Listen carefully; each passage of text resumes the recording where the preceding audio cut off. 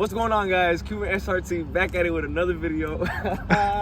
So, man, a lot of hate, a lot of love, but in the past video, go check it out if you haven't. We was talking about the Hellcat price, payments. A lot of y'all bots talking about, I would never do that. Bruh, live your best life, man. Go ahead and ball out. In this video, we're gonna talk about how to afford this thing. So we're gonna talk about how to afford a Hellcat. No, we're not gonna put in money in the copier and try to print that. No, we're not printing out money, man. We're gonna tell you how to do this. So I got a list of bullet points here. We're gonna talk about. I got my boy's phone because we're using this to record. But so, come on, we're gonna take a little spin. So, brand new Hellcat, obviously. A mortgage right here. We got a mortgage payment right here. Yes, very irresponsible of me, I know. So one of the first things I would say to be able to afford this is work on getting a high income skill. Why do you need a high income skill? Well, you're not gonna afford this flipping burgers at Burger King. Trust me, I was flipping burgers at Burger King at one point back in high school. Let's just say what I make in a day now is what I made back then in a month. So work on getting a high income skill set, guys. Time is money, so we got to get that up. What is a high income skill? Well, let's say anything that can prevent a business from losing a lot of money or that can help a business in gaining a lot of money is a high income skill set. So I'll give you an example. I work in IT. I won't say the company or organization just out of respect for the privacy, but any IT related stuff, medical stuff, for example, nurses make a lot of money. IT, medical, finances. You teach somebody how to handle their finances. Like I mentioned, if you teaching somebody how to get their money up or organization to make more money, that's a high income skill. So you can Google this all you want, and you'll find answers. Like you can literally watch like 3 or 4 YouTube videos. You already know what a high income skill set will be. So that's one thing. All right, guys. Step number 2 into affording the Hellcat is making sure you got a good credit score. All right. One thing that dealers always look at, banks always look at, is your credit score. So why not have a good one?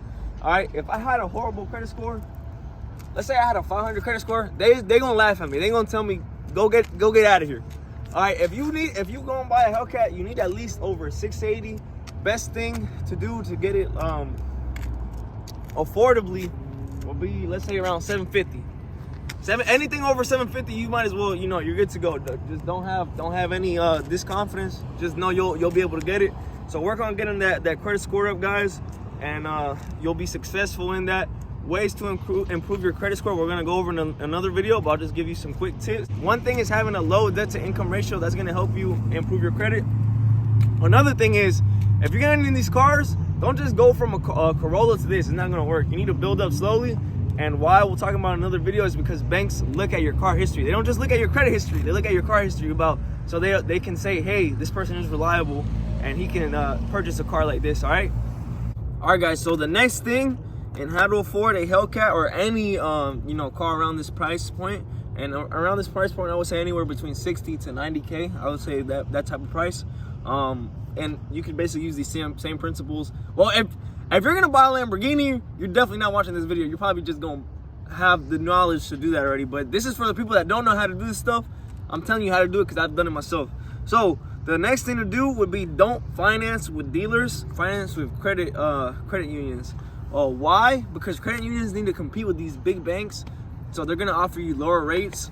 So and rates are crazy. Even credit unions are charging these crazy high rates. So make sure you go with credit union instead of a bank, because they're gonna help you out in being able to afford this. If you're one of the people like I see in the comments, why don't you just buy this all cash? Man, instead of buying this, if I had the money to buy this thing all cash, I wouldn't even do it anyways. I would go put that into some real estate property to make my money passively. So even if I had the money to buy this, and we're working on that too. We're working on doing this, being able to buy this cash. But even if I did have the money to buy this cash, I would not put my money into a car cash. Why? Because this is a liability. At any moment, this car gonna crash. I'm gonna lose all my money. No, waste of time. Put that thing in something that's gonna generate you income.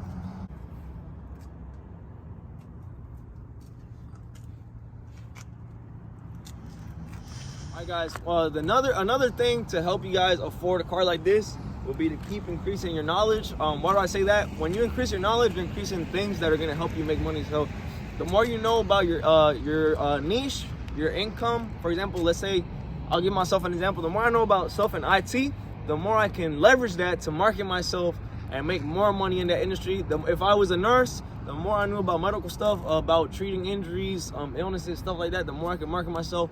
The more I knew about how to flip houses, the more I could use that to generate more money. So it's all about what you know, and keep adding knowledge, because when you have more knowledge, you can do more things and not just stick in one spot. All right, guys, it's stupid cold, but the next thing we're gonna talk about, this is probably the last thing, is I'm gonna be transparent. Do not go buying a car like this. Don't, I repeat, don't do it. A lot of people said I give horrible financial advice. I was not giving financial advice on that last video. I was just being transparent and telling you guys how much I pay for this.